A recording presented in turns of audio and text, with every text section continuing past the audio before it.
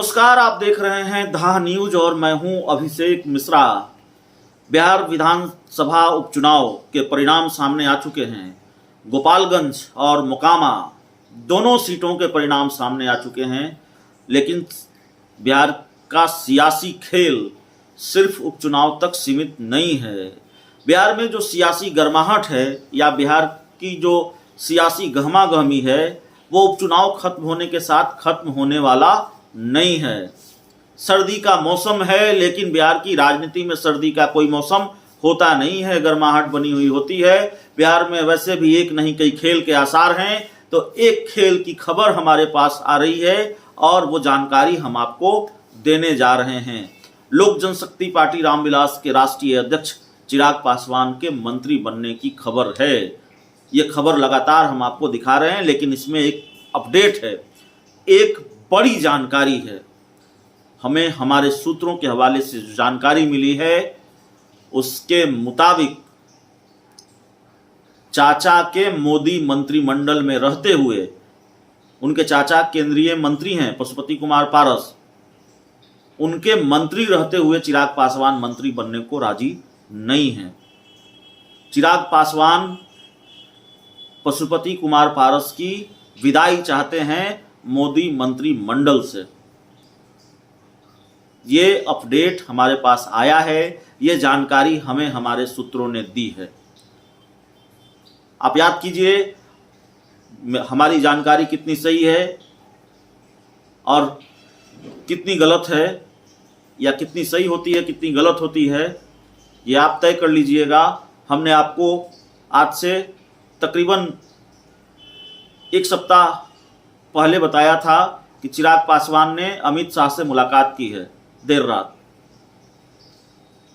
और हमने जब आपको ये जानकारी दी, चिराग पासवान जब पटना पहुंचे उन्होंने इस बात पर मुहर लगा दी कि हाँ उनकी मुलाकात हुई है 50 मिनट तक गृह मंत्री अमित शाह से। तो जानकारी ढूंढ कर लाते हैं, कई बार सूत्रों पर भरोसा करना पड़ता है, कई बार जानकारी गलत भी हो जाती है। अगर सूत्रों पर भरोसा किया है, नहीं अगर किया होता, जानकारी महत्वपूर्ण नहीं होती जो जानकारी सामने आई है, तो फिर आप तक ये जानकारी पहुंचाता नहीं। जानकारी सामने आ रही है कि चिराग पासवान मंत्री बनने को तैयार नहीं है, बीजेपी उनको बनाने की कोशिश कर रही है। चाचा की मोदी मंत्रिमंडल से विदाई चाहते हैं और हर हाल में विदाई चाहते हैं, तब वो मोदी मंत्रिमंडल का हिस्सा होंगे। और इसी को लेकर बात अटकी हुई है, जो जानकारी सामने आ रही है। आपको याद होगा पटना एयरपोर्ट पर जब चिराग पासवान यह जानकारी मीडिया के सामने साझा कर रहे थे, और व्यक्तिगत रूप से जब हमारी भी बातचीत हुई चिराग पासवान से, तब भी उन्होंने बताया, जब वो कह रहे थे कि अमित शाह से उनकी मुलाकात हुई है, गृह मंत्री अमित शाह से उनकी मुलाकात हुई है, तब उन्होंने यह भी कहा कि अभी प्रधानमंत्री नरेंद्र मोदी से भी उनकी मुलाकात होनी है, बीजेपी के बड़े नेताओं से या अमित शाह से अभी और भी कुछ मीटिंग होनी बाकी है। तो इसीलिए कड़ियां जुड़ रही हैं, और इसीलिए यह सवाल है कि क्या पशुपति कुमार पारस की मोदी मंत्रिमंडल से छुट्टी हो जाएगी। हम बिल्कुल ये नहीं कह रहे हैं कि पशुपति कुमार पारस का कद इतना छोटा है कि बीजेपी चिराग पासवान के कहने से उनको निकाल देगी, पशुपति कुमार पारस को मंत्री पद से इस्तीफा देना होगा, वो एनडीए से बाहर चले जाएंगे। हम ये कहने की स्थिति में बिल्कुल नहीं है, हम बिल्कुल नहीं कहेंगे। लेकिन पशुपति कुमार पारस और उनकी पार्टी के लोगों की चिंताएं बढ़ी हुई होंगी, और जाहिर तौर पर बढ़ी हुई हैं। जिस तरह से भारतीय जनता पार्टी चिराग पासवान को भाव दे रही है, भारतीय जनता पार्टी ने चिराग पासवान को अपने सर पर बिठाया है, अपनी पलकों पर बिठाया है, हम तो ये कहेंगे। उपचुनाव के पहले की बात हम नहीं कर रहे हैं, उपचुनाव के नतीजों से पहले की बात नहीं कर रहे हैं। जब चिराग पासवान का रोड शो था, जब चिराग पासवान गोपालगंज में प्रचार करने गए, बड़े बड़े नेताओं ने चिराग पासवान, बीजेपी के बड़े बड़े नेताओं ने चिराग पासवान को खूब भाव दिया। मोकामा के रोड शो वाले दिन उनका जन्मदिन था, तो जिससे रोड शो हो रहा था, जिस जीप पर, उस पर विजय सिन्हा ने केक भी काटा, और कई बार केक कटा चिराग पासवान का, तो ये भाव देने की बात हुई। लेकिन